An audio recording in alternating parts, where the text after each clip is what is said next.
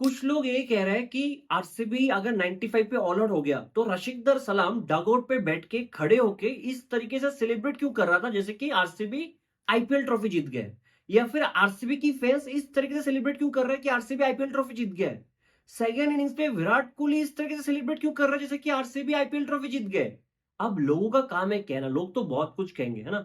लोगों को मजा आता है मजाक उड़ाने में। मैं समझाता हूं क्यों आरसीबी सेलिब्रेट कर रहा था।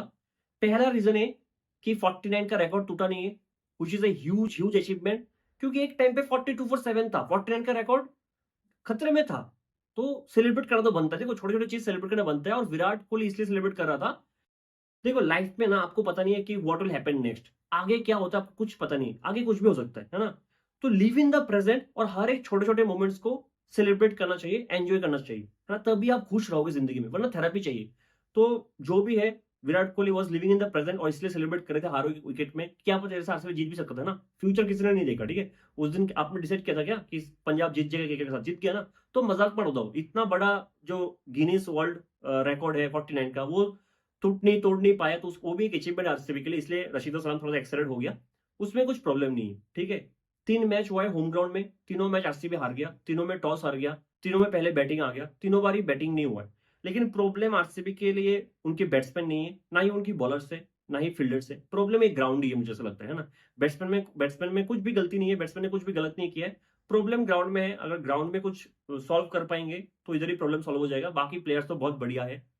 पंजाब, आपको लगेगा कि शायद पंजाब ने बहुत अच्छा क्रिकेट खेला है ना, 5-5 विकेट से मैच जीत रहा है, बहुत अच्छा क्रिकेट खेल रहा है, लेकिन नहीं, मेरे हिसाब से तो अच्छा क्रिकेट नहीं खेला है। और आपको इसलिए लग रहा होगा कि पंजाब की बैटिंग के बारे में कहना चाहूंगा कि पंजाब ने खराब बैटिंग की, नहीं, मुझे लगता है कि बॉलिंग पंजाब का बहुत ही खराब था आज के दिन। मतलब एक कैसा बॉलिंग था, 42 पे 7 था, उधर से आपके पास इतना अच्छा मौका था कि आप एक हफ्ते के अंदर, 4 दिन के अंदर दूसरा रिकॉर्ड बना दो आईपीएल का, 49 के अंदर ऑल आउट कर दो। आपसे हुआ नहीं यार, ये किस तरह का बॉलिंग है, अर्शदीप सिंह, मार्को यानसन, चाहले क्या बॉलिंग कर रहा है, समझ, हरप्रीत ब्रार क्या कर रहा था। चलो हरप्रीत ब्रार तो बहुत बाद में बॉलिंग डालना है, इससे पहले आउट हो जाना चाहिए था। बहुत ही खराब बॉलिंग मेरे हिसाब से।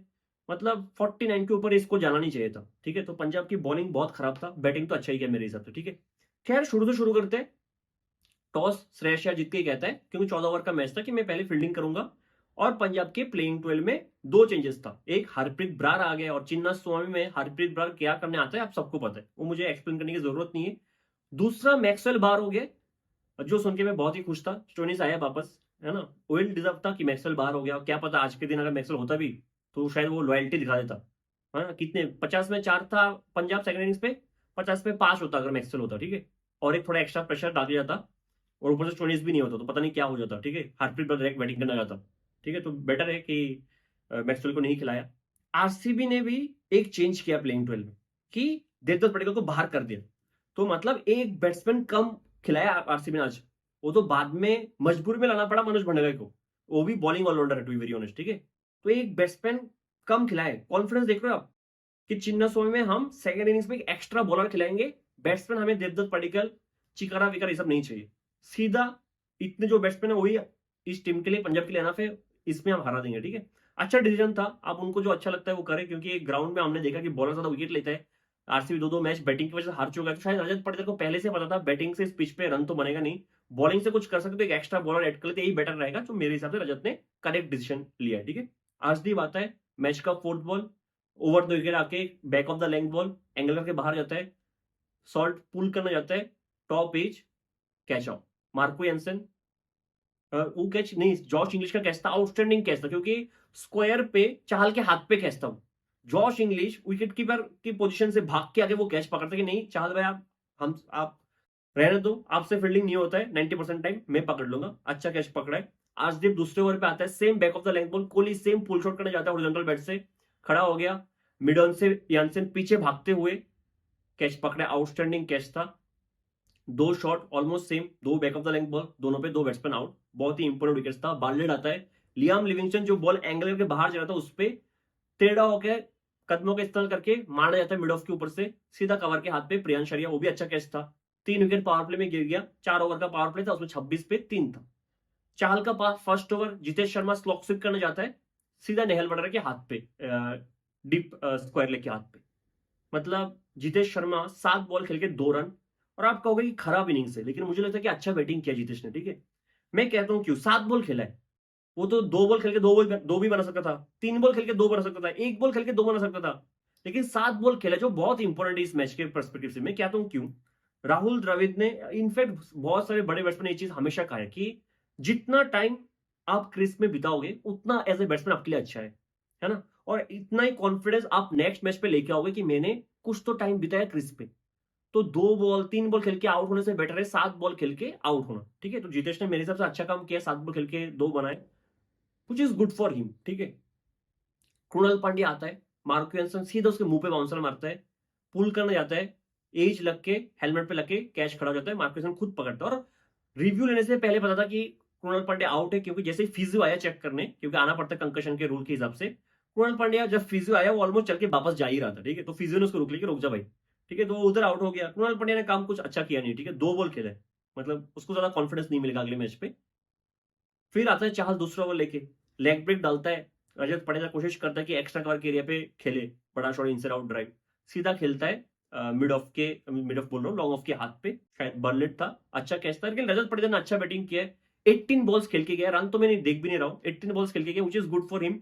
18 बॉल्स भी कौन खेल पाता है इस क्रीज पर, आप बताओ। ऐसे सिचुएशन पे 18 बॉल्स खेलना भी बहुत मुश्किल है। तो मेरे हिसाब से तो रजत ने अच्छा बैटिंग किया है, ठीक है। स्पिनर्स के अगेंस्ट आउट हो गया वो अलग चीज है, लेकिन अच्छा बैटिंग किया है।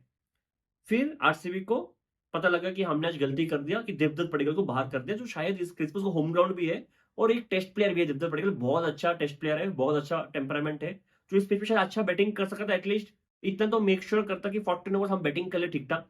हालांकि अभी भी 14 ओवर बैटिंग किया आरसीबी ने, लेकिन शायद देवदत्त पडिक्कल होता तो कुछ बेटर हो सकता था इस ग्राउंड पे, जैसा पिच था। लेकिन उन्होंने सोचा कि देवदत्त पडिक्कल हमें नहीं चाहिए। आप एंड पे तो आप देवदत्त पडिक्कल को भेज भी सकते हो, क्योंकि वो टॉप ऑर्डर का बैट्समैन है। तो उन्होंने भेजा है भंडारी को, और भंडारी ने आके कह दिया कि अच्छा चलता हूं, दुआओं में याद रखना, अगले मैच पे मैं हाथ जोड़ता हूं, मुझे फिर से एक मौका दे देना।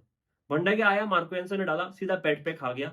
हालांकि नेकेड आई से लगा कि आउट नहीं होगा, थोड़ा सा हाइट लगा, ऐसा भी लगा थोड़ा डाउन द लेग जा रहा है, लेकिन वीरू जो अंपायर था उन्होंने कहा कि हट, ये ले आउट, भाग। इतना टाइम लिया डिसीजन लेने में, क्योंकि मार्को एंसन अपील कर रहा था, उसको लगा अरे ये पहला मैच खेल रहा हूं, उसका कॉन्फिडेंस आज ही तोड़ देता हूं। जब बड़े बड़े बैट्समैन से बैटिंग नहीं हुआ, अगर इधर ये रन बना लेगा तो इंसल्ट है ना विराट कोहली, रजत पाटीदार के लिए, कि इतने बड़े बड़े बैट्समैन ने रन नहीं बनाया, ये रन बनाएगा, ये ले आउट। वो अंपायर कॉल पे एलबीडब्ल्यू हो गया, बेचारा कुछ नहीं कर पाया। रिव्यू तो लिया था हालांकि, और मुझे लगा आउट भी नहीं है, ये नॉट आउट बनता था, क्योंकि नेकेड से साफ साफ पता लग रहा था कि डाउन द लेग जाएगा, थोड़ा हाइट भी रहेगा, नॉट आउट आराम से ले सकता था। लेकिन वो भी इतना टाइम लिया, वो भी वीरू इतना टाइम लेता नहीं है, ठीक है। अजीब सा अंपायर, लेकिन बहुत अच्छा अंपायर है, ठीक है। उधर वो आउट हो गया, उसके बाद मैच में कुछ था ही नहीं, ठीक है। भुवनेश्वर कुमार ने एक चौका मारा, फिर सोचा कि और एक छक्का मारता, उधर वो भुवनेश्वर कुमार आउट हो गया।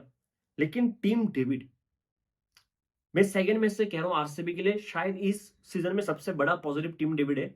जिस तरीके से बैटिंग कर रहा है, और मैं मजाक नहीं कर रहा हूं, हर एक मैच पे उसका इंपैक्ट था, जहां जहां पे बैटिंग करना है, कोई भी मैच हो वो इंपैक्ट छोड़ के गया, जो आउटस्टैंडिंग बैटिंग करके गया। कितना 26 बॉल पे शायद 50 बनाए।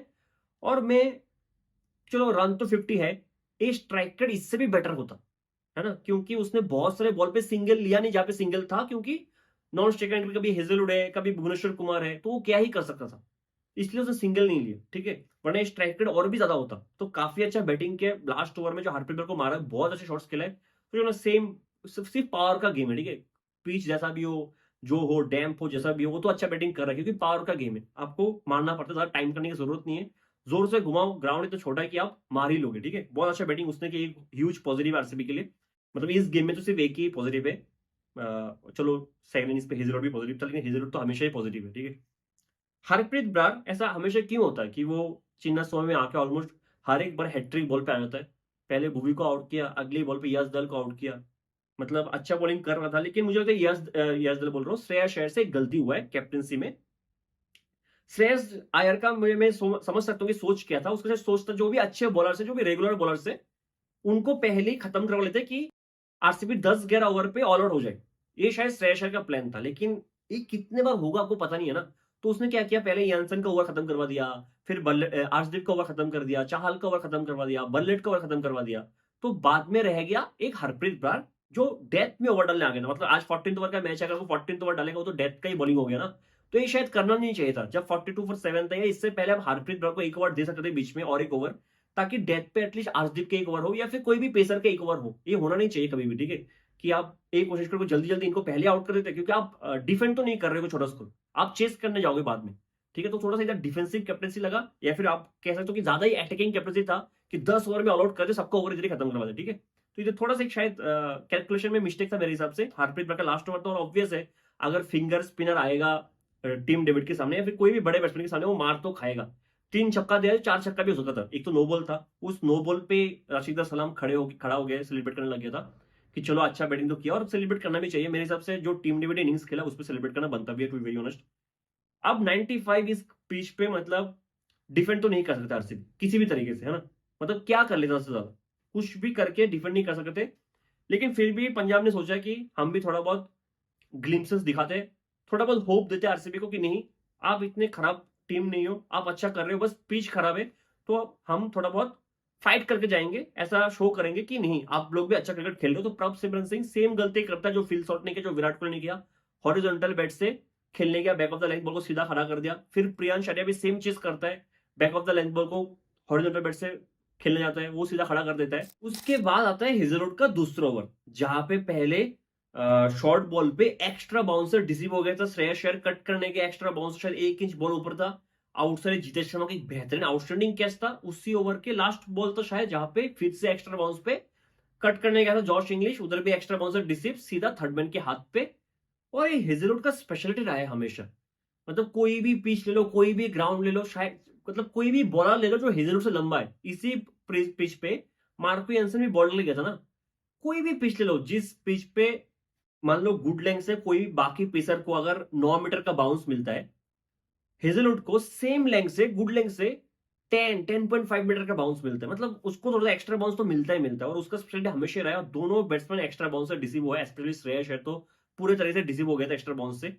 बहुत अच्छा ओवर था ओवर, और ऐसा लगा कि हो सकता है कि इधर से फाइट दे सकता है आरसीबी। ठीक है, अगर कोई भी ओवर इतना अच्छा रहता है तो बहुत जरूरी है कि नेक्स्ट जो ओवर है, जो फॉलोअप ओवर है, वो बहुत अच्छा जाए। तो नेक्स्ट ओवर था सुयश शर्मा का, और स्ट्राइक पे था नेहल वडेरा का।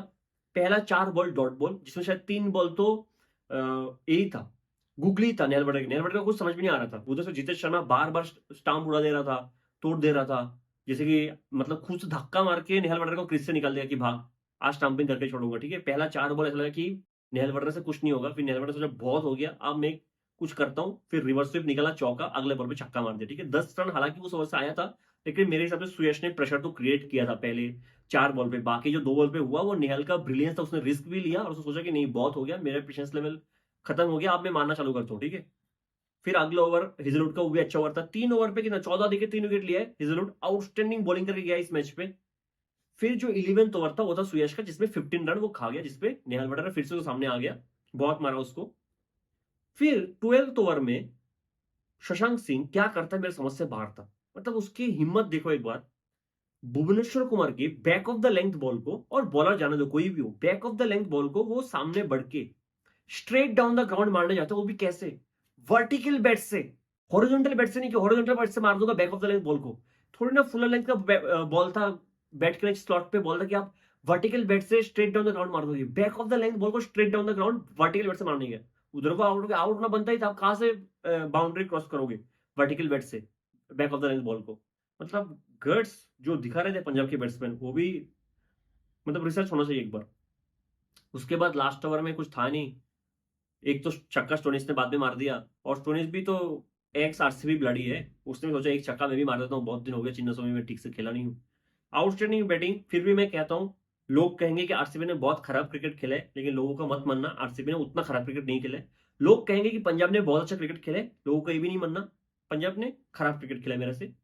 मतलब पंजाब ने भी इतना अच्छा क्रिकेट खेला नहीं है। ठीक है, आरसीबी ने फिर भी इतना खराब नहीं खेला जो लोग कहेंगे, और पंजाब ने इतना अच्छा नहीं खेला जो लोग कहेंगे। ठीक है, 49 से पहले ऑल आउट हो जाना चाहिए था, जो उनसे बॉलर से हुआ नहीं है, और आरसीबी 49 से पहले ऑल आउट हो जाना चाहिए था, लेकिन फिर भी 95 बनाया, तो अच्छा किया है। ठीक है, मिलते हैं अगले वीडियो में, तब तक के लिए जय हिंद।